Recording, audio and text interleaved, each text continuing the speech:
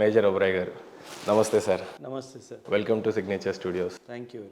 ఎన్నో బిజినెస్లు ఉన్నా కూడా సార్. ఐఏఎస్ ఐపీఎస్కి ట్రైనింగ్స్ అంటే ఆ పిల్లలకి ట్రైనింగ్ ఇచ్చి సివిల్ సర్వీసెస్ని చాలా కాంపిటీట్ చేసే విధంగా మీరే ఫ్యాకల్టీగా చెప్తూ రన్ చేస్తున్నారు. ఎండ్ ఆఫ్ ద డే మనకున్న సెల్ఫ్ సాటిస్ఫాక్షన్ ఫ్యాక్టర్ విషయంలో మాట్లాడాలి అని అంటే మీరు ఎంచుకున్న ఫీల్డ్ ఎన్ని బిజినెస్లు ఉన్నా కూడా why you choose in this మీ గురించి ఒక్కసారి please. First of all sir, మీరు ఒక మాట చెప్పారు సార్, వై టీచర్ అని. సార్ నేను సర్వీస్ చేశాను సార్ ఆర్మీలో 10 years, 2004 to 2015, 10.5-11 years సర్వీస్ చేశాను. Ultimate satisfaction sir. అప్పుడు నేషనల్ డ్యూటీయే, అవును అగైన్ ఇక్కడ కూడా అదే సార్. ఒక 10 years ఆర్మీ సర్వీస్ చేశాను సార్. 24 hours డ్యూటీ ఉండేది ఒక్కొక్కసారి, బట్ ఒక సెన్స్ ఆఫ్ సాటిస్ఫాక్షన్ ఉండేది సార్. ఆ సెన్స్ ఆఫ్ సాటిస్ఫాక్షన్ కూడా ఇప్పుడు టీచింగ్లో కూడా దొరుకుతుంది సార్. మీరు అన్నారు సార్ బిజినెస్ కాదు, ఏకం ఐఏఎస్ అకాడమీ పెట్టిందే ఆ ఉద్దేశంతో సార్. అంటే డెఫినెట్లీ పిల్లలకి న్యాయం చేయాలి, పిల్లలకి మంచిగా చదువు చెప్పాలి అనే ఉద్దేశంతో చేసాం కాబట్టి ఒక్కొక్కసారి 3 hours కూడా దొరకదు సార్ పడుకోవడానికి. బట్ నెక్స్ట్ డే ఫుల్ జీల్తో వెళ్తాం క్లాస్కి, ఎందుకంటే పిల్లలకి ఎక్స్పెక్టేషన్ ఉంది సార్ మనతోటి. మనం 4 బుక్కులు చదువుకొని పిల్లలకి మంచి చదువు చెప్పాలి అన్న ఉద్దేశం ఉంది కాబట్టి ఎంత అలసిపోయినా సార్ నెక్స్ట్ డే మళ్ళీ ఫుల్ ఎనర్జీ ఉంటుంది సార్. ఏ సబ్జెక్ట్స్ చెప్తారు sir? Sir Indian political science and international relations sir. So this is my main subjects. ఇది కాకుండా ఎథిక్స్, ఎస్ఏ కూడా నేను చెప్తాను సార్. నా political science international relations sir probably ఇండియాలో ఏకైక ఇన్స్టిట్యూట్ నేను సీట్స్ ఫుల్ అయిపోయాయని బోర్డు పెడతాను. నేను తీసుకోను సార్. నాకు క్లాస్ రూమ్ నింపేయాలి, ₹1 కోటి వచ్చేయాలి అన్న ఉద్దేశం కాదు. నేను పర్సనల్గా కౌన్సిలింగ్ చేసి స్టూడెంట్ సీరియస్గా కనిపిస్తేనే అడ్మిషన్ ఇస్తాను, లేకపోతే ఇవ్వదు సార్. ఎందుకంటే నాకు టైంపాస్ క్యాండిడేట్స్ అవసరం లేదు. ఎంత సాటిస్ఫాక్షన్ ఇచ్చింది సార్ ఇన్స్టిట్యూట్? 100%. ఐఏఎస్ ఐపీఎస్లనే ప్రిపేర్ చేస్తున్నాము, రేపు కాబోయే ఐఏఎస్ ఐపీఎస్లని ఎంత సాటిస్ఫాక్షన్ ఇచ్చింది సార్? సాటిస్ఫాక్షన్ నేను సక్సెస్తో తీసుకోను సార్, పిల్లల్లో మార్పులో నాకు సాటిస్ఫాక్షన్ వచ్చేస్తుంది సార్. సో నాకు వాళ్ళు ఐఏఎస్ ఐపీఎస్ అవ్వాలి ఆ కోరిక ఉంటుంది, కానీ వాళ్ళకి మంచి లెర్నింగ్ ఇవ్వాలి, అది నా ముఖ్య ఉద్దేశం. ఓకే. అంటే వచ్చిన రోజు నా దగ్గర క్లాసెస్ అయిపోయిన రోజు మార్పు ఎలా వచ్చింది, ఆలోచన తీరులో మార్పు ఎలా వచ్చింది, ప్రవర్తన మార్పు ఎలా వచ్చింది, ఆలోచించే విధానం ఎలా మారింది, ఇది నాకు ఇంపార్టెంట్. సో ఈరోజు నా స్పెషల్ గెస్ట్ అన్నాను కాబట్టి నా సబ్జెక్ట్కి సార్ చదివినటువంటి చదువులు కానీ కరెక్ట్ రైట్ గెస్ట్ అన్నట్టుగానే అయిపోయింది. కారణం ఏంటంటే ఫర్ ద ఫస్ట్ టైం నేను పుట్టిన ఈ 32 years ఆఫ్ ఏజ్లో నేను చూసిన ఎక్స్పీరియన్స్లో sir, we never talk about GDP, economy, అవును సార్, పర్ క్యాపిటా ఇన్కమ్, ఇలాంటి విషయాలు ఎప్పుడు మాట్లాడలేదు సార్. అవును సార్. రీజన్ బిహైండ్ ఇండియా కనీసం ఆ కాంపిటీషన్లో లేనప్పుడు we never used to talk కదా సార్. ఎకనామీ అయినా జీడిపి అయినా మనం ఎప్పుడైనా కాంపిటీషన్లో ఉంటేనే దాని గురించి మాట్లాడడానికి వీలు పడేది.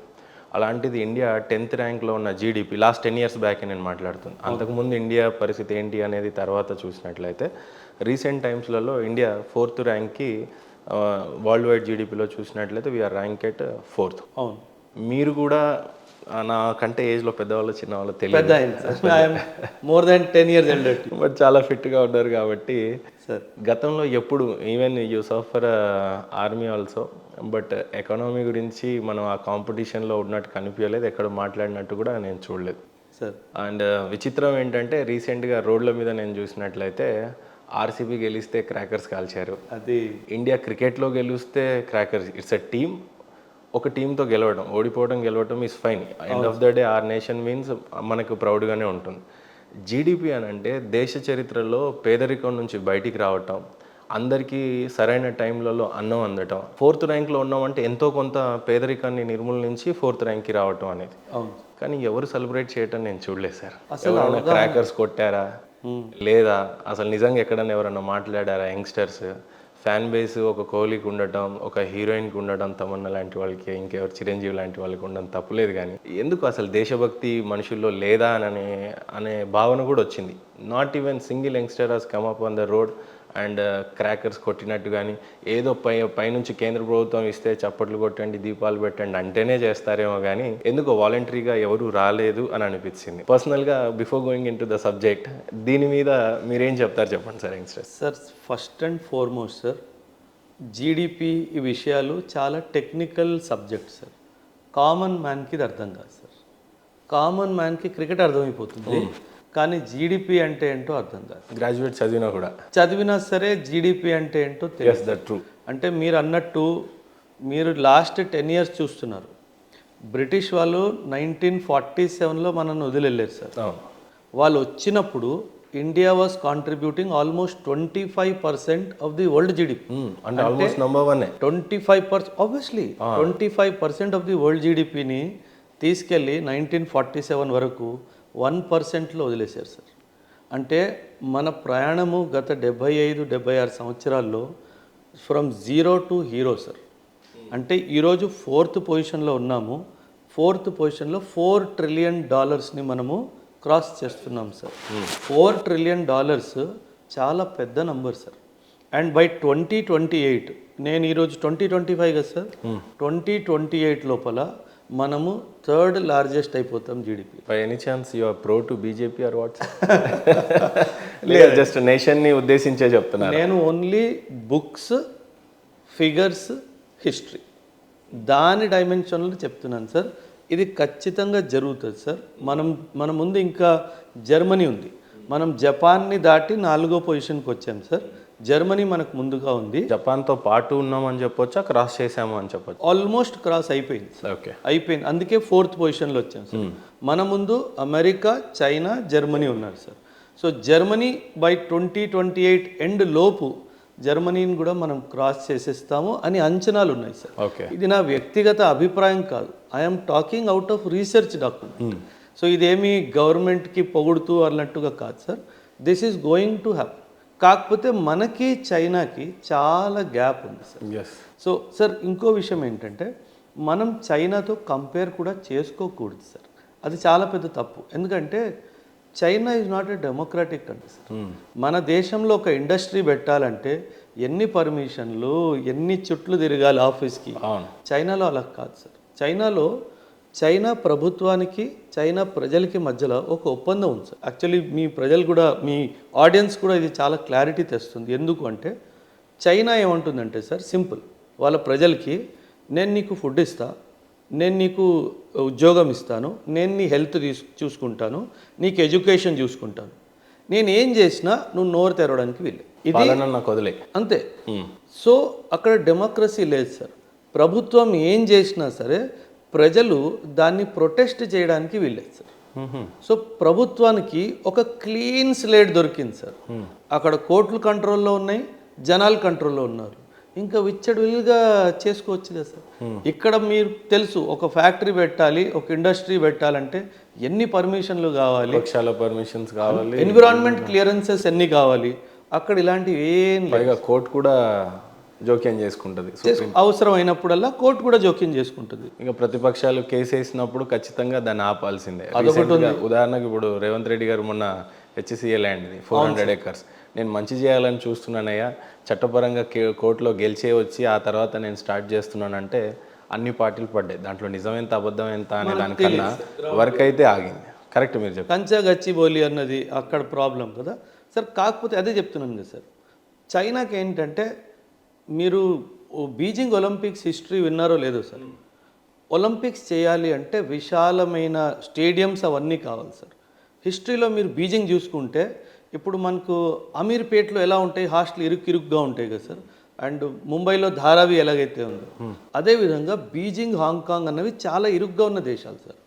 వెన్ చైనా బీజింగ్ ఒలింపిక్స్ నేను చేస్తాను అని అంటే, వీళ్ళందరూ బీజింగ్లో ఎట్లా చేస్తామో ఒలింపిక్స్, అక్కడ అంతా ఇరుగ్గా ఉంటుందంటే దాంతో మీకు సంబంధం లేదు. మీరు నాకు ఇస్తారా అవకాశం, ఇవ్వరా సార్. ఇంటర్నేషనల్ ఒలింపిక్ అసోసియేషన్ చైనాకి ఇస్తే ఓవర్ నైట్ బీజింగ్ ఎంటీ అయిపోయింది సార్. ఓవర్ నైట్ గవర్నమెంట్ వాళ్ళు వచ్చి మీ కొత్త లొకేషన్ గోడ మీద పేస్ట్ పెట్టి వెళ్ళిపోయారు. టుమారో మార్నింగ్ నేను వచ్చి ఇల్లు గుర్తు చేస్తా, నాకు ఇది జాగా ఖాళీ కావాలి. ఓవర్ నైట్ సిటీ ఎంటీ అయిపోయింది సార్.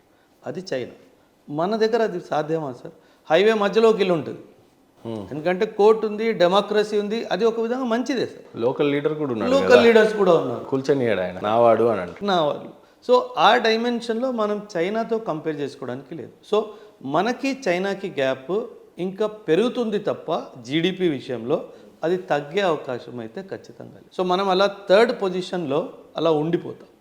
థర్డ్ పొజిషన్ మనం ఎదుగుతాం, కానీ చైనాని బీట్ చేయడం అన్నది మనకు సాధ్యం కాకపోవచ్చు. అంటే చాలా లాంగ్ రేస్ ఉంటుంది, రేస్ అని కూడా కనీసం టచ్ చేయగలం. ఇప్పుడు జమ్లీ ఎలక్షన్స్ అంటున్నారు, వన్ నేషన్ వన్ థియరీ అంటున్నారు.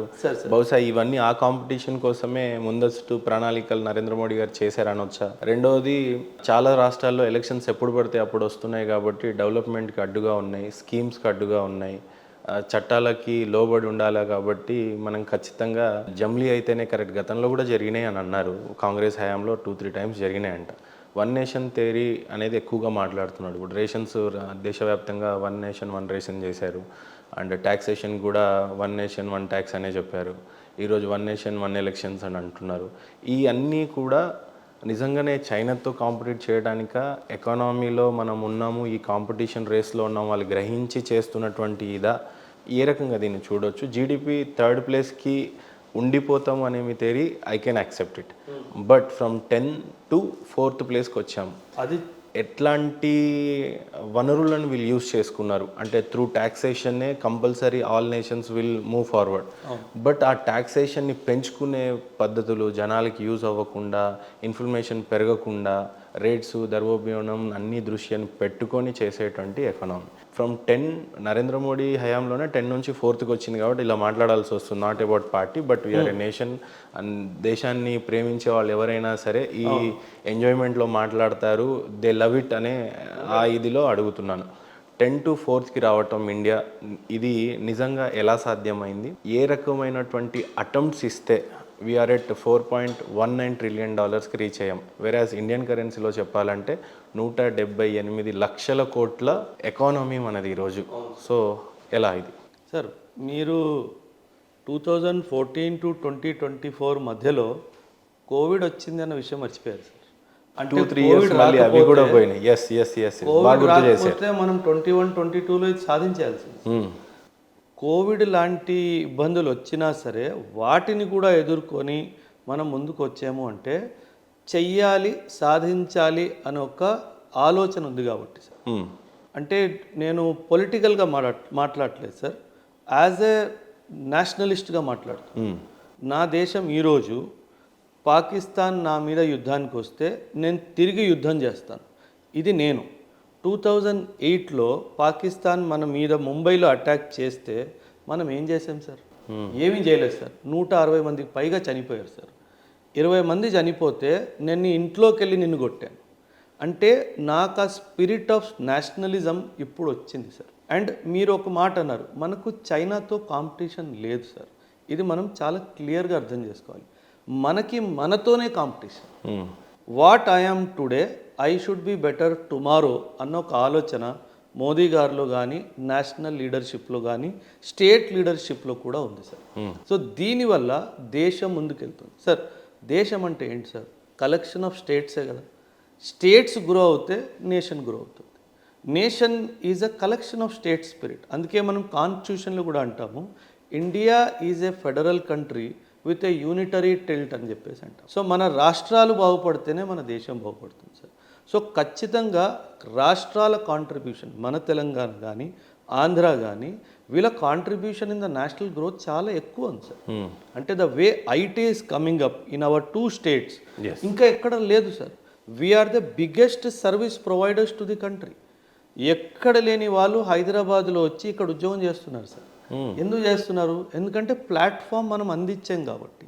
సో ఇలా మనం గత 10 సంవత్సరాల్లో సర్వీస్ సెక్టర్ చూసుకుంటే కానీ, అగ్రికల్చరల్ సెక్టర్ చూసుకుంటే కానీ sir 330+ million tons of food production జరిగింది sir. 330 million tons is not a joke sir. ఈరోజు ఇండియన్ జీడిపిలో చూసినట్లయితే అగ్రికల్చర్ కాంట్రిబ్యూషన్ మైబీ 19% అనుకుంటా. 17 అంటే 1,00,000 కోట్లో 19% అంటే ఆల్మోస్ట్ 20 లక్షల కోట్లు. అసలు మామూలు విషయం కాదు. అదే కదా సార్. అంటే అగ్రికల్చర్ దట్టు మనము మన ఫార్మర్స్ కాంట్రిబ్యూషన్ని మర్చిపోతాం సార్. సో నేను ఎప్పుడూ చెప్తాను sir, 2 people's contribution to the country. ఒకటి సోల్జరు, ఒకటి ఫార్మర్. ఎప్పుడూ మర్చిపోకూడదు సార్. మనం అన్నం తింటున్నాము అంటే ఆ రైతు పండిస్తున్నాడు కాబట్టే తింటున్నాం సార్. కోవిడ్లో కూడా రైతు ఇంట్లో కూర్చోలేదు సార్. పొలానికి వెళ్ళి ప్రొడక్షన్ చేసాడు కాబట్టే మనం అందరం తిన్నాం. డాక్టర్ల రోల్ ఉంది, మిగతా వాళ్ళందరి రోల్ ఉంది, ఫస్ట్ రెస్పాండర్స్ రోల్ ఉంది, కానీ రైతు రోల్ ఎంతో పెద్దది సార్. సో ఖచ్చితంగా ఎప్పుడైనా సరే మనం ఫార్మర్ని, సోల్జర్ని అంటే మనం అనవచ్చా సార్, ఇప్పుడు మన జీడిపి ఎకానమీ చూసినట్లయితే $14.19 ట్రిలియన్ అని అన్నాం కదా, అంటే $4.19 ట్రిలియన్. ఈ కాంట్రిబ్యూషన్లో ఎక్కువగా జిఎస్టీని అని చెప్పవచ్చా ఒకటి, రెండవది ఫార్మర్స్, మూడవది ఏది తీసుకోవచ్చు, అసలు ఏది మేజర్ రోల్స్ తీసుకోవచ్చు యాక్చువల్లీ $14.19లో? Industrial 100% sir. మనము ఒకప్పుడు సార్, మీరు డెఫినెట్గా మీ చిన్నప్పుడు కూడా పేరెంట్స్కి నేను బిజినెస్ చేస్తా అంటే ఒక నెగటివ్ మైండ్ సెట్ ఉండేది. బిజినెస్ మంచిది కాదు, job is the security, job is the safest. A parent అయినా అదే చెప్పేవాళ్ళు. ఎగ్జాక్ట్. ఇప్పుడే ఎంటర్‌ప్రెన్యూర్స్ అనే పదాన్ని కూడా నేను వినడం. ఎగ్జాక్ట్. ఈ మార్పు గత 10 సంవత్సరాల్లోనే వచ్చింది. ఇప్పుడు మనం ఒకప్పుడు చిన్నప్పుడు మీరు కూడా వినే ఉంటారు, చదవకపోతే నాశనం అయిపోతావురా అని చెప్పేవాళ్ళు పిల్లలు, పేరెంట్స్. అడుక్కు తింటావురా అని కూడా చెప్పేవాళ్ళు. ఇప్పుడు చదువు ఒక్కటే అవసరం లేదు, బతుకు తెరువు తెలిసి మంచి తెలివితో కష్టపడి బిజినెస్ చేసుకున్నా సరే బతుకొచ్చు అని చాలా క్లియర్గా వచ్చేసింది సార్. సో ఇది ఎందుకు జరిగింది అంటే లాస్ట్ 10 ఇయర్స్లో మన దేశ ప్రభుత్వము, మన రాష్ట్ర ప్రభుత్వాలు ఆంటర్‌ప్రెన్యూర్స్కి ఒక హెల్పింగ్ హ్యాండ్ ఇచ్చి, ప్లాట్ఫామ్ ఇచ్చి, మీరు బిజినెస్లు చేయండి, ఎంప్లాయ్మెంట్ వస్తుంది, జీడిపి పెరుగుతుంది, ట్యాక్స్ రూపంలో గవర్నమెంట్కి ఆదాయం వస్తుంది అన్న ఒక పాజిటివ్ యాటిట్యూడ్తో ఒక ప్లాట్ఫామ్ ఇచ్చారు కాబట్టే ఇదంతా జరుగుతుంది సార్. లేదంటే జరగదు కదా sir. Is of doing business index అని ఒక ఇండెక్స్ ఉంటుంది సార్. అందులో మనము 2010 నుంచి ఇప్పటి వరకు ఎంతో ఎదిగాం, బట్ ఫర్ సమ్ రీజన్స్ ఆ ఇండెక్స్ని ఆపేశారు. కానీ మనం చాలా మంచి పర్ఫార్మెన్స్ అందులో చూపించాం సార్. సో సార్ ఇప్పుడు ఇండియాకి బయట నుంచి ఇన్వెస్ట్మెంట్ వస్తుంది అంటే దానికి కారణము పొలిటికల్గా మనం మంచి సపోర్ట్ చేస్తున్నాం అనే కదా సార్. సింగపూర్ నుంచి కానీ, మలేషియా నుంచి కానీ, అమెరికా నుంచి కానీ డబ్బులు ఎందుకు వస్తున్నాయి సార్? ఎందుకంటే ఇండియాలో ఎదుగుదలకి అవకాశం ఉంది. టాప్ మోస్ట్ మ్యానుఫ్యాక్చరింగ్ యూనిట్స్ వస్తున్నాయని వింటున్నాము, ఐటీ కంపెనీస్ అని. కరెక్ట్. ఇప్పుడు ఫార్మాస్యూటికల్ సార్ చాలా పెద్ద గేమ్ చేంజర్, కాకపోతే silent game changer sir. Pharmaceutical అడవిడ్ చేయదు సార్, కానీ కాంట్రిబ్యూట్ చేసేస్తారు. కానీ ప్రతి స్టేట్స్లో ఉంది ఫార్మా ఇండస్ట్రీ పెరగడం. ఎస్పెషల్లీ తెలంగాణ, షాద్నగర్ ఈ ఏరియా మొత్తం అయితే ఫార్మా బెల్టే తయారవుతుంది. ఏంటి సార్ యాక్చువల్లీ ఏంటి రోల్ అసలు ఫార్మా కంపెనీ రోల్? ఫార్మాస్యూటికల్స్లో మనకున్న అడ్వాంటేజ్ ఏంటంటే సార్, మనం ఫార్మాస్యూటికల్స్లో కావాల్సిన బేసిక్ పదార్థం దాన్ని ఏపీఐ అంటారు సార్, యాక్టివ్ ఫార్మాస్యూటికల్ ఇంగ్రీడియంట్ అంటారు. ఇది మనం చైనా నుంచి ఇంపోర్ట్ చేసి దాని మీదుగా మందులు తయారు చేస్తాం sir. We are going to be in future the pharmaceutical capital of the world sir. మన హైదరాబాద్లో హాస్పిటల్స్ 5 స్టార్ హోటల్ రేంజ్ కన్నా పెద్దగా ఉన్నాయి సార్. మీరు గమనించి ఉంటారు ఒక్కొక్క హాస్పిటల్. ఎందుకంటే sir now world wants to come to India for medical treatment. They don't want to go to Europe. చాలా కాస్ట్లీ సార్. ఒక కిడ్నీ ట్రాన్స్ప్లాంట్ యూరోప్లో 5 నుంచి 8 కోట్లు అవుతుంది సార్. ఇండియాలో 50 నుంచి 60 లక్షల్లో అయిపోతుంది. ఆఫ్రికా 100% ఇండియాకి వస్తుంది సార్. ఎంత గేమ్ చేంజర్ సార్ అసలు ఇది. 8 కోట్లు ఎక్కడ, 50 లక్షలు, 20 లక్షలు ఎక్కడ సార్. సో మనము ఫార్మాస్యూటికల్ ఇండస్ట్రీలో చాలా పెద్ద గేమ్ చేంజర్స్ అవ్వబోతున్నాం సార్ ఫ్యూచర్లో. అంత పెద్ద విషయం ఎందుకు సార్, కోవిడ్లో వ్యాక్సిన్ సార్, ఇండియా వ్యాక్సిన్ మైత్రి ఇనిషియేటివ్లో 140 crores వ్యాక్సిన్స్ డిస్ట్రిబ్యూట్ చేసింది సార్. అండ్ అందులో 1.5 crores ఫ్రీగా డిస్ట్రిబ్యూట్ చేసింది. ఇది గొప్పతనం కదా సార్. మనకు అవసరం ఉన్నా సరే 14 కోట్లు వ్యాక్సిన్లు మనం డిస్ట్రిబ్యూట్ చేసినాం సార్. అందులో 1.4 crores ఫ్రీగా ఇచ్చాం సార్. ఆఫ్రికా ఫ్రీ అంటే ఏంటో నాకు ఇంతవరకు అర్థం కాలేదు సార్. ఎందుకు భారతదేశ ప్రభుత్వము మనకు కూడా అవసరం ఉండింది అదే వ్యాక్సిన్. ఈ భారతదేశం వరల్డ్లోనే పాపులేషన్లో నంబర్ 1 ర్యాంక్ ఉన్నాం మనం, 144 కోట్ల జనాభా మనం. అలాంటి వ్యాక్సిన్ని చాలా దేశాలకు ఫ్రీగా ఇచ్చింది అనేది విన్నాం. ఎన్ని దేశాలకు మీరే చెప్పాలి. 96. అండ్ ఈ ఫ్రీగా ఇవ్వటం థియరీ ఏంటో నాకు అర్థం కాలేదు. ఈరోజు శత్రు దేశాలకు కూడా ఫ్రీగానే ఇచ్చింది. మరి మనకు అవసరం లేకుండిందా? దానివల్ల మనం ఏమైనా ఎకానమీ లాస్ అయ్యామా, లేకపోతే ఫ్రీగా ఇచ్చి ఏంటి అసలు ఈ ఫ్రీగా ఇవ్వటం వెనకాల ఉన్న రహస్యాలు ఏమైనా ఉన్నాయా? సార్ మనము బిలీవ్ చేసే థియరీ వాసుదైవ కుటుంబకం సార్. ఈ వరల్డ్ అంతా ఒక్క కుటుంబం అని మనం భావిస్తాం సార్. అందుకు మనం చేస్తాం సార్. సో అందుకే ఎథికలీ ఇండియా ముందు ఏ దేశం నిల్చోలేదు సార్. మనం ఇప్పుడు టర్కీయే కానీ ఈ టర్కీలో భూకంపం వస్తే మనము 130J విమానాలు నిండగా డిజాస్టర్ రిలీఫ్ మెటీరియల్ పంపించాం సార్ వాడికి. అండ్ వాడు పాకిస్తాన్ ఈజ్ మై ఫ్రెండ్ అన్నాడు sir, Pakistan is my brother అన్నాడు సార్. అంటే వాడికి బుద్ధి లేదా, సిగ్గు లేదా, మానవత్వం లేదా తెలియదు సార్. అంతెందుకు సార్. కానీ ఇక్కడ చిన్న doubt sir, A point of వ్యూలో వాడు బ్రదర్ అయ్యాడు పాకిస్తాన్ టర్కీకి? మనం అన్ని ఇచ్చి ఎందుకు శత్రువు అయ్యాం? కానీ ఏదో ఒకటి లావాదేవీలు ఉంటాయి కదా పాకిస్తాన్తో, ఏ అవసరం ఉండొచ్చు? Nuclear weapon sir. పాకిస్తాన్కి అంత సీన్ ఉందా? Pakistan is the only Islamic country that has nuclear weapon sir. ఇంకెవరి దగ్గర ఇస్లామిక్ కంట్రీ దగ్గర న్యూక్లియర్ వెపన్ లేదు సార్. అచ్చా, ఇరాన్లో కూడా లేదు. కూడా ఎవరి దగ్గర ఇరాన్ లేదు. ఇంకా they have not developed it. Okay. ఇంకా యురేనియం ఎన్రిచ్మెంట్ 70-80% దగ్గరే ఉంది. న్యూక్లియర్ అణుబాంబు తయారవ్వాలి అంటే యురేనియం ఎన్రిచ్మెంట్ 90% అవ్వాలి. ఇంకా అవ్వలేదు. అవ్వబోతుంది అని మొసాద్కి రిపోర్ట్ వస్తేనే వాళ్ళు అటాక్ చేస్తారు. అచ్చా. సో టర్కీ ఏంటంటే, టర్కీకి సౌదీ అరేబియాకి ఒక కాంపిటీషన్ ఉంది సార్. ఇది మీ ఆడియన్స్ కూడా అర్థం చేసుకోవాలి. టర్కీకి సౌదీ అరేబియాకి కాంపిటీషన్ ఏంటంటే, మిడిల్ ఈస్ట్లో రాజు ఎవరు? సౌదీ అరేబియా ఏమంటది, మెక్కా మదీనా నా దగ్గర ఉంది కాబట్టి ఇస్లామిక్ వరల్డ్కి రాజుని నేనే. టర్కీ ఏమంటాడు, ఈ గతం నువ్వు చూసుకుంటే, హిస్టరీ చూసుకుంటే ఓటోమన్ ఎంపైర్ టర్కీ నుంచే మొదలైంది. అంటే స్టార్టింగ్ పాయింట్ అనుకోండి. So Turkey was the AP centre of Islamic rule. So నేను రాజు నువ్వు కాదు అంటాడు. సో ఈ బ్యాలెన్స్ ఆఫ్ పవర్లో వచ్చిన ఘర్షణలో Turkey wants to dominate the middle east sir. అక్కడ టర్కీకి న్యూక్లియర్ పవర్ అవడం చాలా అవసరం sir. So that is the reason why టర్కీకి పాకిస్తాన్ ఎంతో అవసరం. అచ్చా, మనం సపోర్ట్ చేయలేమా న్యూక్లియర్? ఒకవేళ నిజంగా మనతో మైత్రి ఉంటే అసలు మనం ఎందుకు చేయాలి సార్? ఓకే, అది మన న్యూక్లియర్ వెపన్ కదా, వాడికి ఎందుకు ఇవ్వాలి మనం? అసలు మరి పాకిస్తాన్ ఎందుకు ఇస్తాడు? వాడికి అవసరం ఉంది కాబట్టి, అంటే వాడికి డబ్బులు తెచ్చుకుంటాడు కాబట్టి. మనకు డబ్బులు అవసరం లేదు కదా సార్. అచ్చా, మనకు అడుక్కునే అలవాటు లేదు సార్. పాకిస్తాన్కు ఉన్నట్టు అడుక్కునే అలవాటు భారతదేశానికి లేదు. మీకు హిస్టరీ తెలిస్తే కనుక 1991లో మనం IMFలో బెయిల్అవుట్ ప్యాకేజ్ తీసుకున్నాం సార్. 78 years ఆఫ్ ఇండిపెండెంట్ హిస్టరీలో ఒక్కసారి తీసుకున్నాం సార్. ఆ ఒక్కసారి కూడా మనం in fact prime minister Manmohan Singh గారు కానీ రంగరాజన్ సార్ కానీ వాళ్ళ ఆటోబయోగ్రఫీస్లో రాశారు. మనం దాన్ని కూడా ఒక సిగ్గుచేట్లా భావించాం. అంటే యాజ్ ఎ దేశం మనం అడుక్కోవాల్సి వస్తుంది, ఈ పరిస్థితి మళ్ళీ రాకూడదు అని ఒక శపథం తీసుకొని మనం LPG రిఫార్మ్స్ తీసుకొచ్చాం సార్.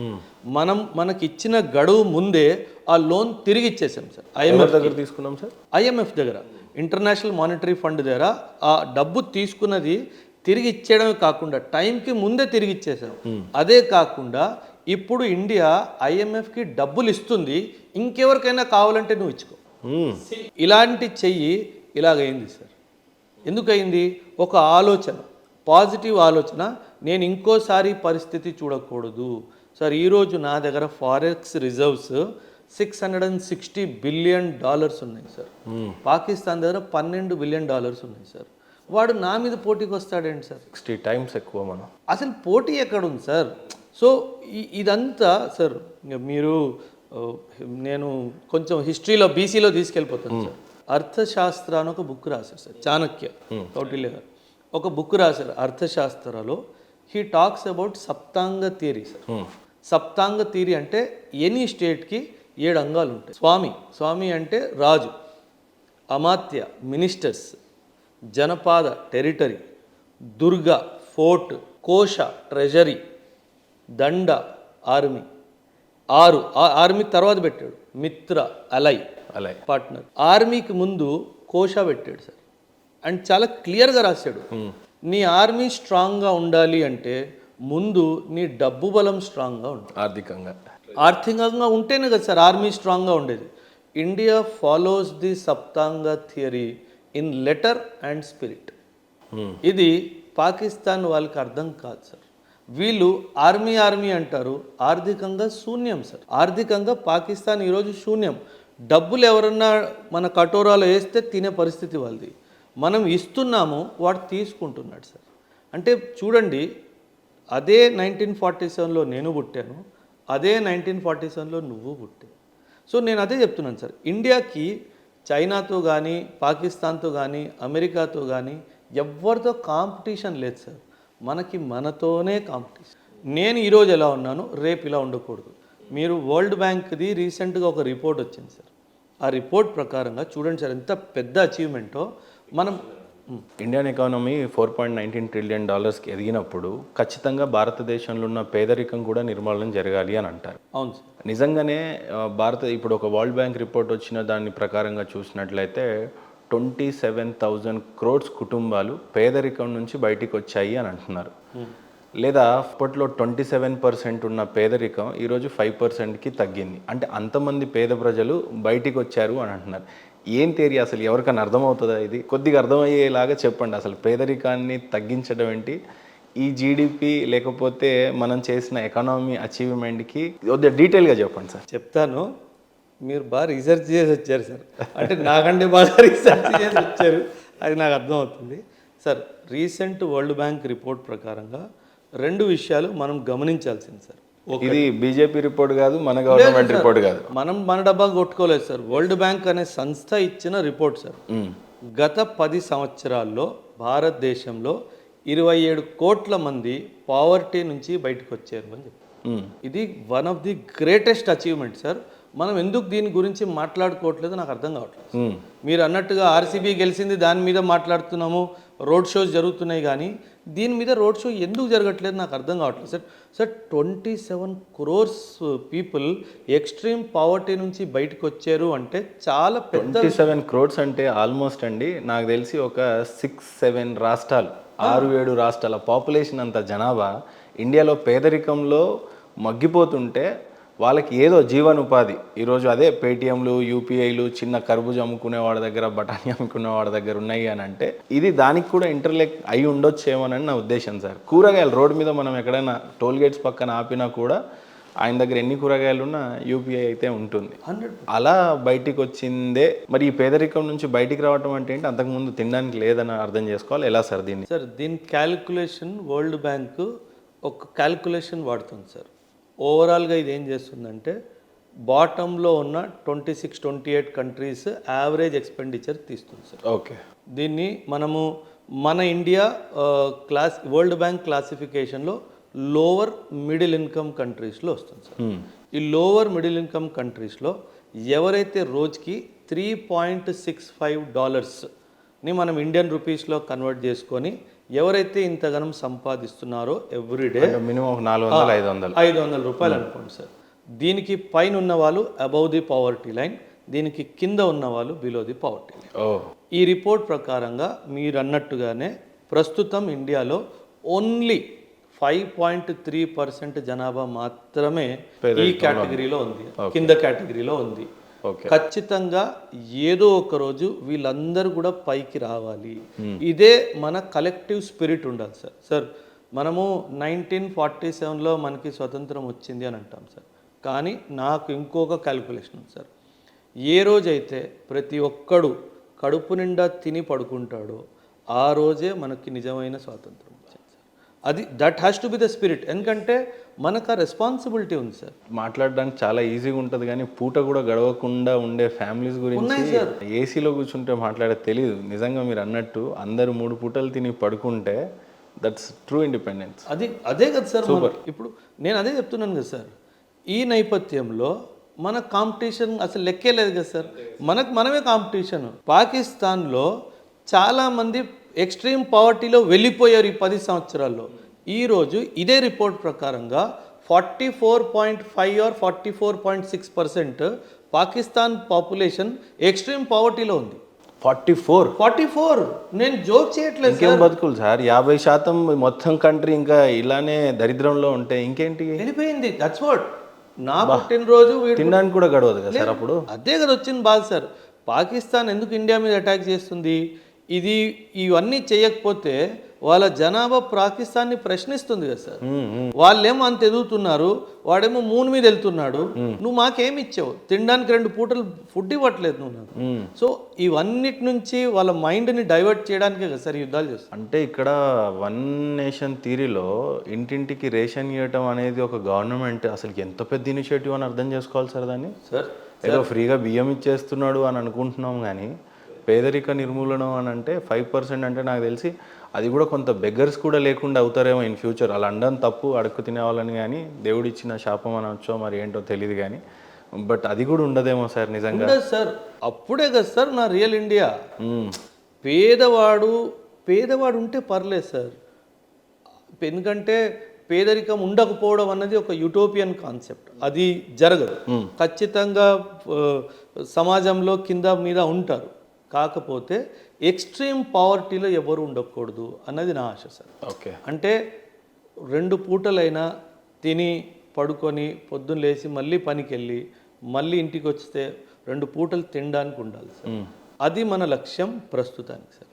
అండ్ ఖచ్చితంగా 2032 వరకు మనం ఇది సాధించే అవకాశం చాలా గట్టిగా ఉంది. ఇన్ఫ్యాక్ట్ ఈ రిపోర్ట్ కాదు sir, last report world bank ఏమన్నదంటే ఇండియా ఎప్పుడైతే ఎక్స్ట్రీమ్ పావర్టీ నుంచి బయటకు వచ్చేస్తుందో అప్పుడు వరల్డ్ కూడా వచ్చే అవకాశం ఉంది. అంటే ఈ బాధ్యత ఇండియా మీద ఉంది అన్నట్టు మాట్లాడింది సార్. జస్ట్ ఇమాజిన్, అంటే ఇండియా ఒకవేళ పావర్టీ నుంచి బయట వచ్చింది అంటే ఇది వరల్డ్కి కూడా ఒక ఎగ్జాంపుల్ అవుతుంది. ఇంత పెద్ద జనాభా చాలా సార్, 144 అంటే సార్ మామూలు సార్. ఇప్పుడు ఎందుకు అమెరికా పరిగెట్టి మన దగ్గరకు వస్తుంది, ఎందుకు రష్యా మన దగ్గరకు వస్తుంది, ఎందుకు చైనా మనతో గొడవకు రావట్లేదు? ఎందుకంటే future market is India, population ఇక్కడే ఉంది. And we are not export economy, we are import economy. మనం ఎక్స్పోర్ట్ చేయము, మనం ఎక్కువ ఎవరైనా మన మీద బిజినెస్ చేసుకోవాల్సిందే.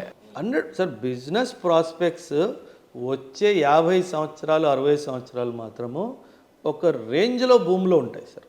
మీరు కరెక్ట్గా ప్లాన్ చేసుకొని గవర్నమెంట్ ఎలా ఆలోచిస్తుందో మీరు అలా ఆలోచించుకొని ఆ దారిలో ముందుకెళ్తే మాత్రం 100% సక్సెస్ వస్తుంది. కాకపోతే జాగ్రత్తగా ప్లానింగ్ చేసుకోవాలి. పాపులేషన్ ఎక్కువైపోయిందని బాధపడేది రోజు నుండి పాపులేషన్ ఎక్కువ ఉంది కాబట్టి అదృష్టం అనే రోజుకి వచ్చాం. డెమోగ్రాఫిక్ అది అర్థం అవుతే, డెమోగ్రాఫికల్ ఇవి అర్థం అవుతే నిజంగానే వరంలాగానే భావించవచ్చు మన రిసోర్సెస్. మనకి ఎకానమీలో డెమోగ్రాఫిక్ డివిడెండ్ అనే ఒక కాన్సెప్ట్ ఉంది సార్. ఇప్పుడు మన యావరేజ్ ఎవరైతే ఏజ్ ఉన్నారో వాళ్ళందరూ యూత్, వాళ్ళ యూత్కి స్కిల్ చేస్తే ఖచ్చితంగా దేశం బాగుపడుతుంది సార్. సార్ ఇంకా మీరు చెప్పిన దాన్ని బట్టి చూస్తుంటే ఇంటెలెక్చువల్స్ కోసం అయితే సరిపోతుందేమో అనుకున్నాను, కానీ ఇంటెలెక్చువల్స్తో మనకు పనిలే, ఎందుకంటే వాడికి ఆల్రెడీ అన్నీ తెలిసి ఉంటాయి. ఇన్ డీటెయిల్గా పోవాలి ఇంకా చాలా. జస్ట్ ఒక 10th క్లాస్ పిల్లోడికి కూడా ఎకానమీ చాలా అవసరం అనే పద్ధతిలో చెప్పారు మీరు. ఇప్పుడు పర్ క్యాపిటా ఇన్కమ్ సార్ ఎకానమీలో బాగా రోల్ ప్లే చేసేది సగటున ఒక పర్సన్ యొక్క ఇన్కమ్. దాన్ని బట్టే ప్రపంచవ్యాప్తంగా దేశం ఏ ర్యాంక్లో ఉందని చెప్తారు. ఉదాహరణకు నేను చెప్పాలి అని అంటే పర్ క్యాపిటా ఇన్కమ్ ఇండియన్స్లో చూస్తే సగటున ఒక వ్యక్తి యొక్క ఇన్కమ్ చూస్తే 2 lakhs అని చెప్తున్నారు మన రూపీలో చెప్పాలంటే. ఇప్పుడు ప్రజెంట్ పర్ క్యాపిటా ఇన్కమ్ కానీ జీడిపి కానీ ఎకానమీ కానీ సూపర్ పవర్గా ఉందైతే యుఎస్ఏ. సో నంబర్ 1 ఉన్న ర్యాంక్లో ఉన్న దేశం యొక్క per capita income 69 lakhs. 2 lakhs ఎక్కడ, 69 lakhs ఎక్కడ? సో ఇందాక మీరు చెప్తున్నట్టు 3rd ఉంటాము, ఆ తర్వాత కాంపిటీషన్ ఎలా అనేది దేశానికే వదిలేయాలి. సో పర్ క్యాపిటా ఇన్కమ్ విషయంలో ఈ రోజున 2 lakhs ఉన్నాం. వెరాస్ తెలంగాణ అయితే గర్వంగా చెప్పుకోవడానికి 3.95 lakhs, ఆల్మోస్ట్ 4 లక్షలు పర్ క్యాపిటా ఇన్కమ్లో ఉన్నాం. అంటే 2nd or 3rd, almost 4th ప్లేస్లో డబుల్ ఉన్నాం, రైట్? సో ఇప్పుడు పర్ క్యాపిటా ఇన్కమ్ ఫస్ట్ ఎకానమీలో ఉన్న యుఎస్తో ఎలా కాంపిటీట్ అవుతుంది, చైనాతో ఎలా అవుతుంది, ఈవెన్ జర్మనీ కూడా ఏం తక్కువ లేదు, ఆల్మోస్ట్ 34 lakhs ఏమో అనుకుంటున్నాం. సో కనీసం 3rd పోవడం కూడా కష్టంగానే కనిపించింది. అంత తొందరగా అవ్వదు సార్, ఎందుకంటే పర్ క్యాపిటా ఇన్కమ్ ఎలా క్యాలిక్యులేట్ చేస్తారంటే సింపుల్ సార్, కామన్ మ్యాన్కి అర్థమయ్యేలా చెప్తాను. జీడిపి డివైడెడ్ బై పాపులేషన్, అంతే. మన పాపులేషన్ చాలా పెద్దది కాబట్టి మన జీడిపి ఎంత ఎదిగినా సరే డినామినేటర్ ఫిగర్ కూడా చాలా పెద్దది కాబట్టి రిజల్ట్ చిన్నది వస్తుంది సార్. మన పర్ క్యాపిటా ఇన్కమ్ పెరగాలంటే ఒకవైపు జీడిపి పెరగాలి, రెండో వైపు పాపులేషన్ తగ్గాలి. ఒక క్యాల్కులేషన్ ప్రకారము ఇది 2070 నుంచి స్టార్ట్ అవుతుంది సార్. రైజ్, మన పర్ క్యాపిటల్ ఇన్కమ్ రైజ్. ఎందుకంటే అప్పటి వరకు మన జీడిపి పైకి వెళ్తూ ఉంటుంది, పాపులేషన్ కింద రావడం స్టార్ట్ అవుతుంది. ఓకే, అంటే ఇప్పుడు మీరు చెప్తుంటే నాకు ప్రతి డాట్ కనెక్ట్ అవుతుంది సార్. ఇక్కడ అగైన్ మళ్ళీ కేంద్ర ప్రభుత్వం తీసుకొచ్చింది ఎన్ఆర్సి, సిఏఏ. దెన్ జనాభా లెక్కలు కూడా సవరించాలి. అవును, one nation one theory again ఇక్కడ అప్లికేబుల్ అవుతుంది. అది హిందువా, ముస్లిమా, క్రిస్టియనా, సిక్కా, బౌద్ధ ఎవరైనా సరే ఇక్కడ ఖచ్చితంగా భారతదేశంలో ఉండాలి అంటే ఖచ్చితమైన ఆధారాలు ఉండాలి. ఒకటి, ఖచ్చితంగా ఇక్కడ ఉన్న వాళ్ళందరూ డెమోక్రటిక్గా ఉండాలి కాబట్టి ఒకళ్ళు ఇద్దరినే కనాలి అనేది ఇప్పుడు మీరు చెప్పిన డాట్. సో ఈ CAA, NRC already they have implemented, అంటే ఆ దిశగా ప్రయత్నం చేస్తున్నారు. సో ఇవన్నీ అగైన్ కాంపిటీషన్ కోసమే జరుగుతున్నాయి అన్నట్టుగా అనిపిస్తూ ఉంది. మతపరంగా చేస్తున్నారని కొంతమంది విమర్శిస్తూ ఉన్నారు. దీన్ని ఏ రకంగా అర్థమయ్యేలా చెప్తారు? ఎకానమీ, సోషియో కల్చరల్ రెండు tyres of the same vehicle. Yes yes yes ఒకటి ఎకానమీ, ఒకటి సోషియో కల్చరల్. మనం హిస్టారికల్గా మన దేశాన్ని చూసుకుంటే it is driven socio cultural. ఇప్పుడు మనం ఎకానమీని ముందు తోయడానికి ట్రై చేస్తున్నాం. ఈ సోషియో కల్చరల్ ఆస్పెక్ట్స్లో పాపులేషన్ కంట్రోల్ అన్నది కొన్ని రిలీజియస్ బిలీఫ్ సిస్టమ్స్లో లేవు సార్, లేవు. సో దానివల్ల కాకపోతే అది కూడా మారుతుంది సార్, ట్రస్ట్ మీ. ఎందుకంటే ఖచ్చితంగా, ఎందుకంటే కాస్ట్ ఆఫ్ లివింగ్ పెరిగిపోతున్న కొద్దీ ఎవరైనా సరే ఇద్దరికంటే ఎక్కువ కనే ముందు 100 సార్లు ఆలోచిస్తారు సార్. సో ఆ యూసీసీ వస్తుంది కదా సార్ ఎప్పుడైతే, అంటే 27 కల్లా కాస్ట్ ఆఫ్ లివింగ్ పెరిగిద్ది, ఇంకా పెరిగిద్ది ఖచ్చితంగా ఆలోచిస్తాడు. 100%. ట్రూ. 2070 వరకు కాస్ట్ ఆఫ్ లివింగ్ ముందు పైకి వెళ్తుంది అంటే సార్ మీరు ఒక విషయం అర్థం చేసుకోవాలి సార్. మనం ఇప్పుడు ఏ ఫేజ్లో ఉన్నామంటే డెమోగ్రాఫిక్ ట్రాన్సిషన్ అంటారు. ఈ డెమోగ్రాఫిక్ ట్రాన్సిషన్లో మనం పాపులేషన్ ఇంకా ఇలా పెరుగుతూనే ఉంటుంది 2035, 40 వరకు. అక్కడ స్టాప్ వస్తుంది, ఇంకా పడిపోవడం స్టార్ట్ అవుతుంది సార్. ఆ పడిపోతున్నప్పుడు ఖచ్చితంగా మన పర్ క్యాపిటల్ ఇన్కమ్ పెరుగుతుంది. ఎఫర్ట్ చేయలేడు వాడు బయట, చేయలేడు సార్. ఖచ్చితంగా ఒకడు 10 మందిని పెంచాలంటే అవ్వచ్చు, కష్టం. ఎందుకంటే పరిస్థితులు అలాగైపోతాయి. Cost of education, cost of health బాగా పెరిగిపోతుంది కాబట్టి ఆటోమేటిక్గా జనాభా కిందికి వస్తుంది సార్. సో 2070, 2080 కల్లా మన పర్ క్యాపిటల్ ఇన్కమ్ పైకి వెళ్ళడం స్టార్ట్ అవుతుంది సార్. ఓకే, సో ఇక్కడ పర్ క్యాపిటల్ ఇన్కమ్ పెంచాలి ఉద్దేశం కాదు సార్, ఇక్కడ క్వాలిటీ ఆఫ్ లైఫ్ని ఇంప్రూవ్ చేయాలి అన్నది ఉద్దేశం. క్వాలిటీ ఆఫ్ లైఫ్ని ఇంప్రూవ్ చేయాలి సార్. మనం గవర్నమెంట్ గురించి మాట్లాడుకుంటే కనుక 2 విషయాల్లో మాత్రం నేను ఖచ్చితంగా గవర్నమెంట్ తప్పు పట్టుకుంటాను సార్. ఒకటి ఎడ్యుకేషన్, ఒకటి హెల్త్. ఇది గవర్నమెంట్ రెస్పాన్సిబిలిటీ బాగా తీసుకోవాలి సార్. ఎందుకంటే ఒక కామన్ నార్మల్ మిడిల్ క్లాస్ ఫ్యామిలీకి ఈ 2 అతిపెద్ద బరువులు సార్, ఎడ్యుకేషన్, హెల్త్. కార్పొరేట్ హాస్పిటల్కి వెళ్తే లక్షలు, కార్పొరేట్ స్కూల్కి వెళ్ళినా లక్షలు. గవర్నమెంట్ స్కూల్లో తినడానికి తిండి ఫ్రీగా పంపిస్తున్న బియ్యం సరే, కానీ ఎడ్యుకేషన్ మాత్రం ఆ క్వాలిటీలో అందట్లా. ఈరోజు పొద్దున్నే సార్, ఆ ఎంపీ పేరు నేను చెప్పను, హాస్పిటల్లో ఉన్నాడని పోస్ట్ పెట్టాడు. హాస్పిటల్లో యశోద హాస్పిటల్లో ఉన్నాడు.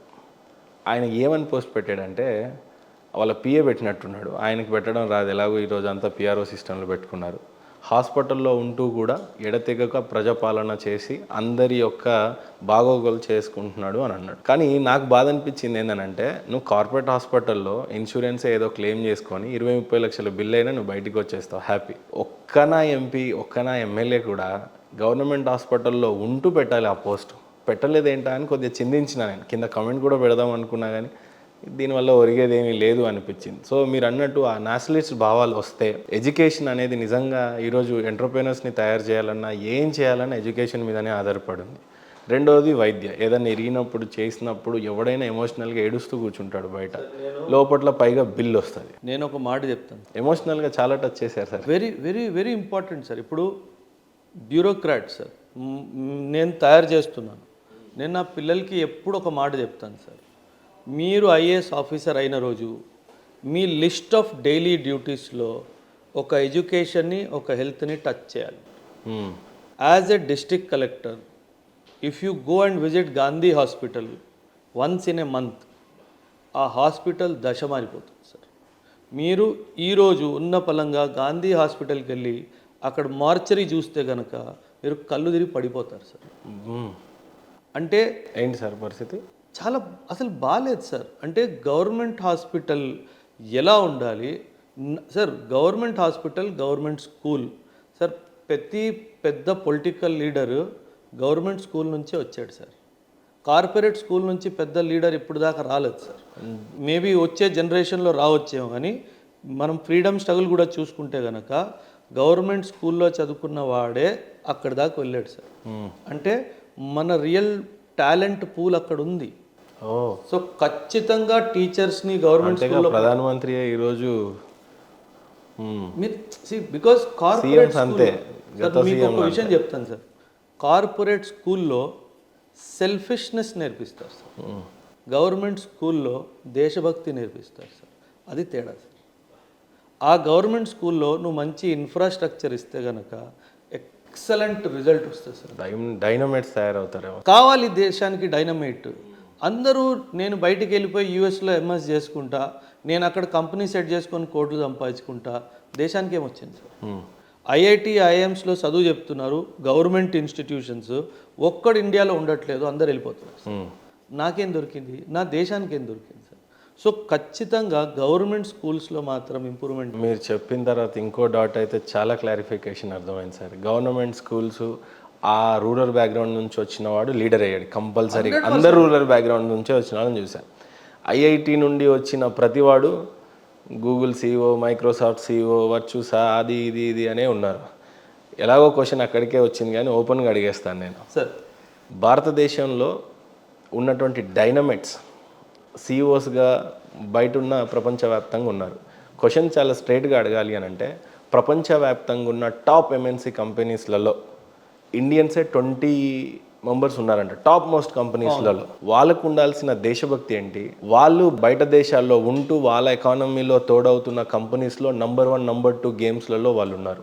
వెరాజ్ వాళ్ళకే దేశభక్తి నిజంగా ఉంటే, లేదు అనేది నా ఉద్దేశం కాదు, బట్ వెరాజ్ నా టాలెంట్ నా దేశానికి కనుక ఉపయోగపడితే ఈ 20 మెంబర్స్ మనం అనుకున్న సో కాల్డ్ CEOs వస్తే భారతదేశంలో అకామిడేట్ అవ్వరా? భారతదేశంలో వాళ్ళకు ఆపర్చునిటీస్ లేవా? వాళ్ళల్లో ఉండే దేశభక్తిని మీరు ఏ రకంగా చూస్తారు యాక్చువల్లీ? సార్, వాళ్ళలో మీరు అన్నట్టుగానే దేశభక్తి లేదు అని చెప్పడం తప్పు. కాకపోతే ఆ లెవెల్లో selection for interview for the top పొజిషన్లో నా కంపెనీకి వీడిని సెలెక్ట్ చేస్తే యాజ్ ఎ CEO ఎలా లాభాలు తీసుకొస్తాడు, ఆ డైమెన్షన్లో సెలెక్షన్ జరుగుతుంది. కాబట్టి వాళ్ళకి నేషనలిజం స్పిరిట్ ఉందా, ఇవన్నీ చూడరు. ఓకే. సో ఒకడు అటు వెళ్ళాడు అంటే ఆ స్పిరిట్ చూపించాడు కాబట్టి. ఇంకో విషయం మీకు చెప్తాను sir. Why Indians are occupying the top positions in the multinational companies. ఇది చాలామందికి విషయం అర్థం కాదు సార్. దీనికి ముఖ్య కారణము మన capacity to talk in English. Chinese వాడు చైనీస్లోనే మాట్లాడతాడు, జాపనీస్ వాడు జాపనీస్లోనే మాట్లాడతాడు, ఫ్రెంచ్ వాడు ఫ్రెంచ్లోనే మాట్లాడతాడు, జర్మన్ వాడు జర్మనీలోనే మాట్లాడతాడు, వాళ్ళు ఇంగ్లీష్లో మాట్లాడరు సార్. సో ఈ పెద్ద పెద్ద కంపెనీస్ వీళ్ళు ప్రపంచవ్యాప్తంగా స్ప్రెడ్ అయి ఉంటారు కాబట్టి common connecting language English sir. మన వాళ్ళు ఈ లాంగ్వేజ్లో number 1 sir. One of the factors for selecting Indians as the heads of the big companies is our capacity to talk in English. దీనివల్ల వీళ్ళు పైకి వెళ్తున్నారు సార్. అక్కడికి వెళ్ళిన తర్వాత ఇండియాకి ఏమన్నా చేస్తున్నారా? నేను అనుకుంటాను అవకాశం ఉన్నప్పుడల్లా చేస్తున్నారేమో. But company rules, within the limits of company రూల్సే చేయాలి కాబట్టి వాళ్ళు నేషనలిస్టులు కాదు అని చెప్పడానికి మాత్రం లేదు. ఎందుకంటే వాళ్ళ ధ్యేయం అది కాదు. వాళ్ళు ఇప్పుడు నేనే గూగుల్కి వెళ్ళాను అనుకోండి, నేను గూగుల్కి వెళ్తే నేను నేషనలిజం స్పిరిట్తో వెళ్ళలేదు సార్. నేను డబ్బులు సంపాదించుకోవాలి అన్న స్పిరిట్తో నేను వెళ్ళాను కాబట్టి, నేను టీచర్ అవ్వాలి, మన ఫ్యూచర్ జనరేషన్ని తీర్చిదిద్దాలి అని ఒక ఆలోచన ఉంది కాబట్టి ఇక్కడ ఉన్నాను సార్. ఈ లాంగ్వేజ్ బేస్ 2 days బ్యాక్ నేను అమిత్ షా గారు ఏదో విషయంలో మాట్లాడారు. రానున్న రోజుల్లో ఇంగ్లీష్ మాట్లాడితే కాదు, హిందీ మాట్లాడితే గర్వంగా ఫీల్ అవుతాం, లేదా మన దేశ భాషలని మాట్లాడితేనే గర్వంగా ఫీల్ అవుతాం అని అన్నారు. పూర్తి స్పీచ్ అయితే చూడలేదు నేను, ఏదో జస్ట్ ఇది చూశాను అతన్ని. ఇది ఇండియన్ కంటెక్స్ట్లో సార్. ఇప్పుడు మన ప్రధాని మోదీ గారు ఉన్నారు సార్, తను ఎక్కడికి వెళ్ళినా ఖచ్చితంగా హిందీలోనే మాట్లాడతాడు సార్. ఖచ్చితంగా 100% హిందీలోనే మాట్లాడతాడు. 100 బికాస్ వెల్కమ్ తేరీ మొత్తం వాళ్ళ 2 lines హిందీ, తెలుగు, ఇంగ్లీష్ లేకపోతే మరాఠీ, ఒడిస్సా ఏదైనా మాట్లాడతాడు, కానీ స్పీచ్ మాత్రం హిందీలోనే ఉంటుంది చెప్తారు. ఎందుకంటే he wants to promote Hindi sir. As simple as that. అది మనకి నచ్చుతుందా లేదా అన్నది ఇంపార్టెంట్ కాదు. There is a constitutional mandate. Constitution చెప్తుంది the government has to make efforts to promote the language of Hindi. చాలా స్పష్టంగా రాస్తుంది. ఓకే. సో గవర్నమెంట్కి, సెంట్రల్ గవర్నమెంట్కి it is a constitutional responsibility to promote the language of Hindi. వాళ్ళు ఖచ్చితంగా చేస్తారు, చెయ్యాలి కూడా సార్. Okay. అంటే I'm not objecting to any other south Indian language. నా ఉద్దేశం అది కాదు sir. Yes. But the point is అదొక common language to connect all of us. Okay. నీ mother tongue important, Telugu important, Kannada important. కానీ ఈరోజు ఎవరు గ్రాడ్యుయేట్ అయినా వాడు క్లాస్ టాపర్. ఉదాహరణకి నేను క్లాస్లో మిడిల్ ఎక్కడో ఉండేవాడిని. అప్పుడప్పుడు ఫస్ట్ వచ్చేవాడిని, అప్పుడప్పుడు లాస్ట్ కూడా వచ్చిన సందర్భాలు ఉన్నాయి. మా క్లాస్ టాపర్స్ ఎప్పుడు గమనించేవాడిని, ఖచ్చితంగా టాప్ మోస్ట్ వెళ్ళిపోతారని. రూరల్ బ్యాక్గ్రౌండ్ నుంచి వచ్చినటువంటి నేను, వాళ్ళు అలానే వచ్చారు. వాళ్ళకి ఇంగ్లీష్ 0 సార్. సబ్జెక్ట్లో వాళ్ళు టాప్ 1 ర్యాంకే వచ్చేవాళ్ళు. 100 మార్క్స్కి 99 వచ్చిన ఏడ్చినోడిని చూశాను నేను, నవీన్ అని నా ఫ్రెండ్. పాపం వాడు ఇప్పుడు జాబ్ స్ట్రగుల్లోనే ఉన్నాడు. వేరేస్ ఇంగ్లీష్ రాలేదని అమెజాన్ అయినా ఏదైనా రిజెక్ట్ చేసింది. దీని రోల్ చాలా పెద్దగా ఉంటుందేమో, మరి ఏంటి? రెండు విషయాలు సార్, మళ్ళీ మీ ఆడియన్స్కి చెప్తున్నాను. ఇంగ్లీష్, మ్యాథ్స్ ఇవి స్కిల్స్ సార్. ఇంగ్లీష్, మ్యాథ్స్ ఇవి స్కిల్. ఇది లేనివాడు, ఈ రెండు లేనివాడు లైఫ్లో ఎప్పుడైనా ఇబ్బందులు పడతాడు. ఈ రెండింటి మీద ఫోకస్ ఎక్కువ ఉండాలి. 100% ఇంగ్లీష్ అండ్ మ్యాథ్స్. గవర్నమెంట్ స్కూల్లో 0 నుంచి 10th వరకు టీచర్స్ని చాలా జాగ్రత్తగా ఎంచాల్సిన 2 సబ్జెక్ట్స్ ఇంగ్లీష్, మ్యాథ్స్. ఈ రెండు లేనివాడు లైఫ్లో బాగా స్ట్రగుల్ అవుతాడు. ఇంగ్లీష్ అండ్ మ్యాథ్స్ కున్న లాభాలు చెప్పండి sir. Skill, it is beautiful skills. ఇవి నాలెడ్జ్. ఇంగ్లీష్ ప్రపంచవ్యాప్తంగా వెళ్తాడు. మ్యాథ్స్ ఏంటి సార్? మైండ్ అనలిటికల్ అయిపోతుంది. అంటే లాజికల్గా అన్ని విధాలు. థింకింగ్ కెపాసిటీ చాలా బాగా పెరుగుతుంది సార్.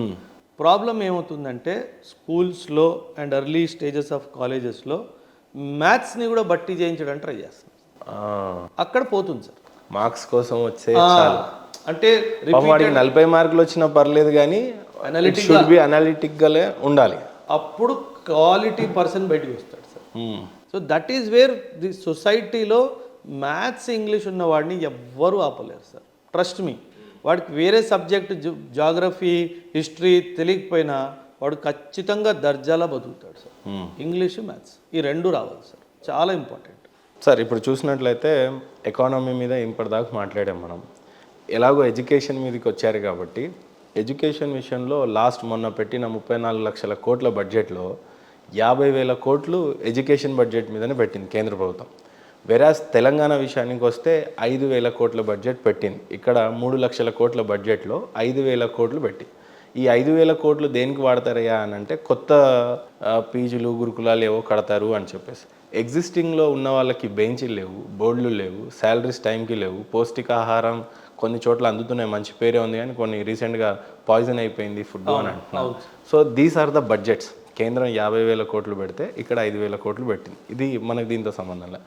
కానీ గ్రాడ్యుయేట్, పిహెచ్డి, స్కాలర్స్ అన్నీ చేసినా కూడా ఉద్యోగాలు రావట్లేదని చెప్పేసి పిల్లలు స్ట్రగుల్ అవుతున్నారు. 2%, మహా అంటే 10% పీపుల్కి జాబ్ వస్తే కూడా గ్రేట్ సార్. ఈరోజు నిజంగా గ్రాడ్యుయేట్ ఫినిష్ చేసిన తర్వాత ఏ ఎంఎన్సీ కంపెనీలు అయినా సరే జాబులు రావట్లేదు అని అంటే ఎడ్యుకేషన్ సిస్టానికి అవమానకరంగానే ఉండాలి సార్. ఇది ఖచ్చితంగా 100% సార్. ఇలాంటి ఎడ్యుకేషన్ని కేంద్ర ప్రభుత్వం ఏమైనా పాలసీస్ చేంజ్ చేసిందా గతంలో కానీ ఇప్పుడు కానీ?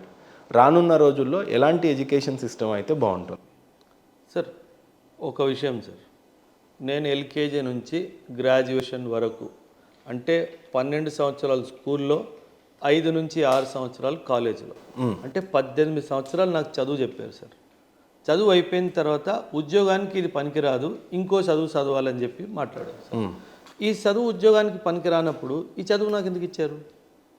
ఇది ప్రశ్న కదా సార్. అంతే కదా సార్. 18 ఇయర్స్ సార్, 1 కాదు 2 కాదు. ఇన్ఫ్యాక్ట్ జాపనీస్ వాళ్ళు రీసెర్చ్ చేశారు ఇండియాలో, అండ్ దే సెడ్ ఈ 10th క్లాస్ వరకు చాలా మటుకు మీరు యూజ్లెస్ చెప్తున్నారు అనేసి. ఇన్ని సంవత్సరాలు స్కూల్లో అవసరం లేదని చెప్పేసి కూడా. Why are you following this old method of education system which is a failed concept అని చెప్పి.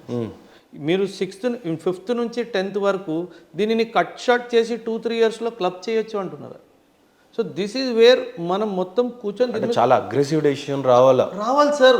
దేశం మొత్తం మారిమోగిపోవాలి ఎడ్యుకేషన్ మీద చెత్తే డెసిషన్. అంటే వెరాజ్ ఒక మనీని ఎలాగైతే డిమానిటైజేషన్ పేరుతో నోట్ల రద్దు చేసి ఎలా అయితే ఇండియాలో అది పెద్ద అది అంటే గొప్ప నిర్ణయం అనొచ్చు, లేకపోతే డైనమిక్ డెసిషన్ అనొచ్చు. అట్లా ఎడ్యుకేషన్లో yes right or but currency లేకుండా దేశాన్ని రన్ చేయాలి, ఇది 1 మంత్ కొత్త కరెన్సీ వస్తుంది అని అంటే అసలు మనం పుట్టి ఎరి ఎప్పుడు చూడండి. సో ఎడ్యుకేషన్లో అట్లా సృజనాత్మక మార్పులు రావాలి అని అంటారు. 100% సార్. కరెక్ట్, 10th వరకు 10 years అవసరం లేదంటున్నాడు. జాపనీస్ వాడు చాలా రీసెర్చ్ చేశాడు. పనికిరాని సబ్జెక్టులు అన్నీ పెట్టావు, ఎందుకు ఇంత డీటెయిల్గా చెప్తున్నావు, ఇది వాడికి లైఫ్లో ఎక్కడ పనికి వస్తుంది అని చెప్పేసి. So you have to cut short the education period and increase the vocational training period. Vocational అంటే వొకేషనల్ ట్రైనింగ్ అంటే carpentry skills, electrical skills sir. ఇవి ఇప్పుడు దొరకట్లా సార్. అండ్ అది అవమానంగా ఫీల్ అవ్వాల్సింది ఏమీ లేదు సార్. కార్పెంటరీ స్కిల్స్ అమెరికన్ స్కూల్స్లో 10th వరకు కంపల్సరీ సబ్జెక్ట్. అది మీ మైండ్ని డెవలప్ చేస్తుంది. ఇన్ఫ్రా మొత్తం ఏ దేశంకైనా దాని మీదనే పడి వచ్చింది కదా. Exactly sir.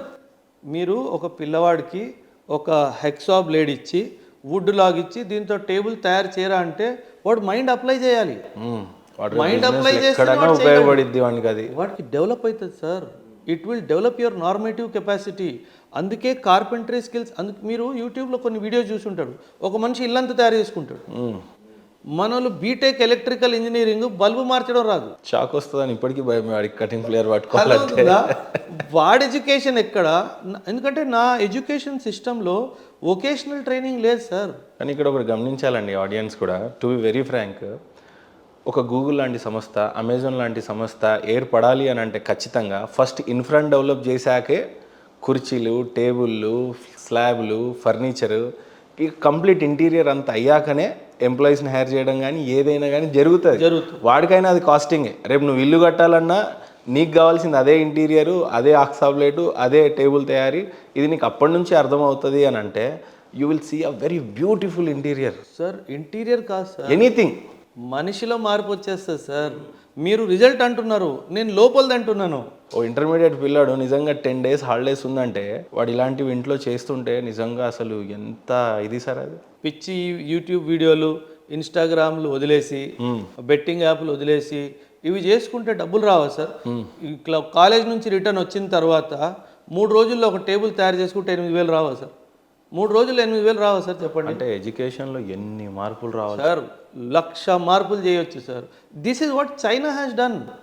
చైనా వాడు ఇదే కదా చేశాడు సార్. ఇప్పుడు మనకు అందరికీ ఒక అపోహ ఉంది sir. Why the world goes to China for setting up factories అంటే చీప్ లేబర్ అంటారు.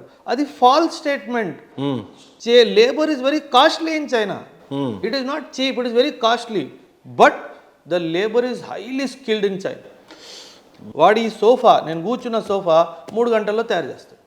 వాడికి అట్లాంటి ఎక్విప్మెంట్ తయారు చేసుకున్నారు వాళ్ళు. ఓవర్ పీరియడ్ ఆఫ్ టైం వాళ్ళు రీసెర్చ్ చేశారు సార్. చిన్న చిన్న నట్స్, చిన్న చిన్న బోల్ట్స్, స్క్రూ డ్రైవర్స్ ప్రతి ఒక్క స్టూడెంట్కి నేర్పించారు. True sir. యాక్చువల్లీ చైనాలోకి పోతే ఈ సోఫా 3,000కి దొరుకుతుంది సార్. రీసెంట్గా నేను వెళ్ళాను కాబట్టి వాంగ్జౌకి వెళ్ళండి సార్. కానీ ఇక్కడ 26,000, 22,000. పైగా దాంట్లో మీరు మంచి టాప్ క్వాలిటీ బ్రాండ్ లెదర్ని సెలెక్ట్ చేసుకుంటే క్యాటలాగ్స్లో ఒక రేట్ అవుతుంది, నార్మల్ అవుతుంది. True sir, true sir. ఇప్పుడు మధ్యలో ఒక కాంట్రవర్సీ జరిగింది సార్, మీరు గమనించారో లేదో. ఈ పెద్ద పెద్ద ladies bag companies, Gucci bags, ఇవన్నీ చైనాలో మ్యానుఫ్యాక్చరింగ్ జరుగుతాయి సార్. చైనాకి అమెరికా ఇచ్చేది $50 పర్ బ్యాగ్, వాడు అమ్మేది $3,000. ఇప్పుడు అమెరికా మీద పగ తీర్చుకోవడానికి చైనా వాడు మొత్తం వరల్డ్లో రిలీజ్ చేశాడు స్టాక్. నువ్వు $3,000 అమ్ముతున్నావు, నాకు $50 ఇస్తున్నావు, $2,950. $3,000 అంటే ఎన్ని లక్షలు సార్? 2.5 లక్షలు. నువ్వు అమ్ముతున్నావు, నాకు ఇస్తున్నావు $50, 2,400. 2,000కి ఎక్కడ? సో ఎంత వీళ్ళు మోసం చేస్తున్నారు. ఎందుకంటే చైనాలో ఆ స్కిల్డ్ మ్యాన్ పవర్ ఉంది సార్. మన గవర్నమెంట్ దీని మీద స్కిల్డ్ అంతా ఎడ్యుకేషన్లోనే part of education, part of అయిపోయింది సార్. మీరు నాకు ఈరోజు మార్నింగ్ 10 o'clock, 8 o'clock స్కూల్ ఉంది, 8 to 12 పుస్తకాలు, 1 o'clock లంచ్ అయిపోయిన తర్వాత 1 to 5 వొకేషనల్ ట్రైనింగ్. కార్పెంటరా, ఎలక్ట్రీషియనా, ఇంకేమైనా చేస్తావా ఇన్ఫ్రాస్ట్రక్చర్ డెవలప్మెంట్లో, మేసనరీయా, ఎనీథింగ్. వాడికి బతుకు తెరువు తెలిసిపోతుంది సార్. వాడికి ఉద్యోగం. 78 years ఆఫ్ ఇండిపెండెన్స్లో మనం ఎడ్యుకేషన్ పాలసీస్ని అసలు ఇలా సమకూర్చకపోతే సూపర్ పవర్ భారత్ ఎలా సార్? మరి సూపర్ పవర్ అవ్వదు సార్, అది కుదరదు సార్.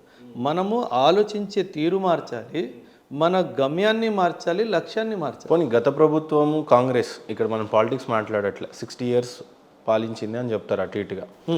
ఇప్పుడు కొత్తగా అటల్ బిహారీ వాజ్పేయి ఒక 10 years, ఇప్పుడు మోడీ గారు ఒక 11 years, ఒక అటు ఇటుగా 20 years వీళ్ళకి ఇద్దాం. ఏమన్నా పాలసీస్ మార్పులు వచ్చాయా, ఏమన్నా గమనించారా? ద న్యూ ఎడ్యుకేషన్ పాలసీ చాలా మంచిది సార్. ఇప్పుడు ద న్యూ ఎడ్యుకేషన్ పాలసీ తీసుకొచ్చింది చాలా బ్యూటిఫుల్ సార్. ఏ రకమైన పాలసీ వచ్చింది సార్? ఏం చేంజెస్ చేశారు? సింపుల్ సార్, నేను సైన్స్ చదువుతూ సైకాలజీ కూడా చదువుకోవచ్చు ఇప్పుడు. ఏంటి ఇది సైన్స్తో సైకాలజీ అంటే? నీకు నచ్చింది చేయి. ఇప్పుడు నేను బీటెక్ తీసుకున్నాను సార్, నాకు బీటెక్ మైండ్ సెట్ అవ్వట్లేదు. You have to be given an elective that you can take out of your choice, interest. ఖచ్చితంగా నువ్వు చేయొచ్చు. You take psychology, you take philosophy. అచ్చా, అంటే మార్చుకోవచ్చు. ఎస్, గతంలో అలా లేదు. లేదు. న్యూ ఎడ్యుకేషన్ పాలసీ చాలా బ్యూటిఫుల్ ఇన్సెప్షన్. ఫ్రెండ్ జాయిన్ అయ్యాడనో, గర్ల్ ఫ్రెండ్ జాయిన్ అయిందనో జాయిన్ అయిపోతాడు, తర్వాత రాదు.